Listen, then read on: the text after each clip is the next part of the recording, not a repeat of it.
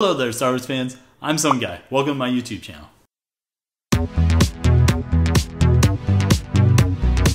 Today I'm going to talk about an underlying subplot that everyone seems to be missing, but it's huge for the Star Wars universe.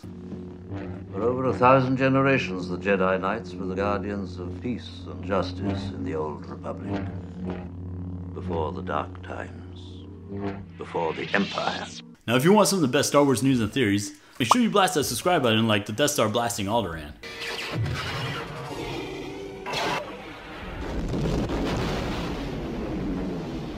Look, I know what you're thinking. You know, we already know the plot to the Bad Batch. It's about some clones trying to find their way through the galaxy after being deemed obsolete. Star Wars always has just tons and tons of subplots going on and a bunch of underlying subplots. Like in the Clone Wars, we had Anakin losing faith in the Jedi Council. We had the Clone Wars themselves happening. They talked about Obi-Wan's love interest with Duchess Satine. A continuation of Palpatine now becoming the father figure after Qui-Gon's death. Maul's revenge on everybody. That beautiful romance between Anakin and Padme. Not like here. Here everything is soft and smooth.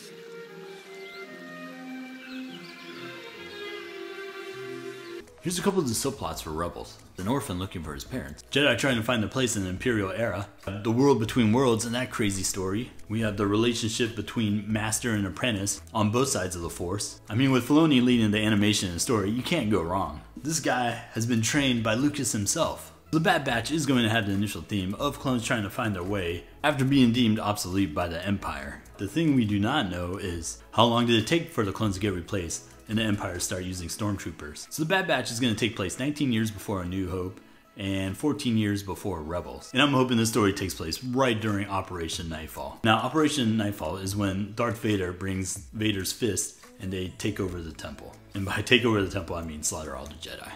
And later in the episode, we could see Anakin being transported to the Grand Imperial Med Center. Everyone's happy that this war is over and that peace is happening. So we're probably going to see tons of celebrations.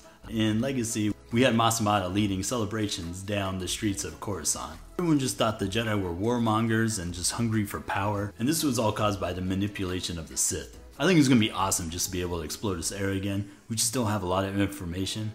We just have Rogue One, we just have Rebels. Let's go, let's get some more depth. But the big thing that everyone's forgetting is that the Bad Batch is taking place during the Great Jedi Purge. And the Bad Batch is probably going to see themselves on both sides of the Purge. So what we know about the Jedi Purge is that Palpatine had built a small army of elite Force-sensitive individuals that were primarily former Jedi. And these guys were called the Inquisitors. When the Inquisitors were first created, they were not known by Vader.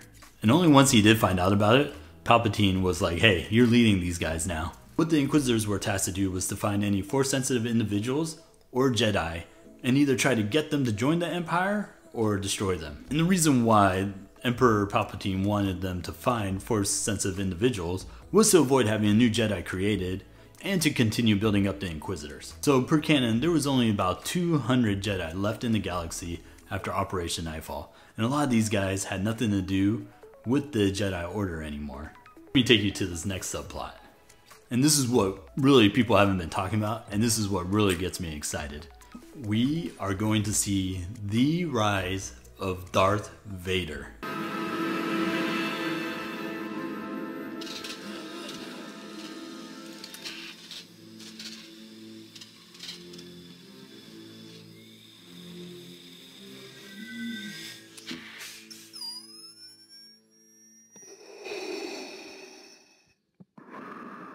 He's going to be leading the Inquisitors and Vader's Fist, and what if the Bad Batch is part of Vader's Fist? He was only taking the most trusted clone troopers to go hunt down the Jedi at this point. And in Legacy, Vader still treated his troops like he did as Anakin Skywalker. One thing we could see is how Vader got his red lightsaber. First mission Darth Vader was tasked with after receiving his new armor was to go get a new lightsaber crystal. And in order to get a Sith crystal, Darth Vader had to get it from a Jedi and bleed it. So basically, Darth Vader had no time to get accustomed to his new armor and cybernetics. Marvel comic Dark Lord Rise of Darth Vader, we see Darth Vader go after a Jedi Master. He just has tons of trouble fighting this Jedi Master. And initially, he loses the first battle. Ultimately, Darth Vader taps into his rage and just force chokes his Jedi Master to win this fight. This shows us Darth Vader's relationship with Palpatine after he becomes a Sith. I mean, as a Jedi, Palpatine was more of a father figure to Anakin. And now that he's Darth Vader, Palpatine's just like, yeah, you go figure it yourself, man. And we'll probably see how Darth Vader gets all these different variations of his armor. My guess is he'd probably make all the changes himself like he did as Anakin Skywalker. And this could explain why we see such a drastic change from Revenge of the Sith to Empire. I mean, fighting all these Jedi was no easy task for Vader, and after all these fights, his armor would get destroyed. And then in regards to him taking over the training of the Inquisitors, he basically would chop off their limbs to teach them to accept loss. And I would love to get some more of this backstory on these Inquisitors, like who are they? I think we only have like 1 or 2 at this point in time. Basically, Darth Vader would make these former Jedi just succumb to the dark side through torture. We know Darth Vader is going to be doing a lot of work at this time, because after the Jedi Purge, it went from 200 Jedi left in the galaxy to 80. And that's why we don't see any more Inquisitors after the initial ones are killed in Rebels, because Palpatine didn't deem the Jedi a threat anymore. It'd be great to see Darth Vader hunt down iconic Jedi like Luminara, for example. And Luminara's body was kept to be a trap to lure other Jedi.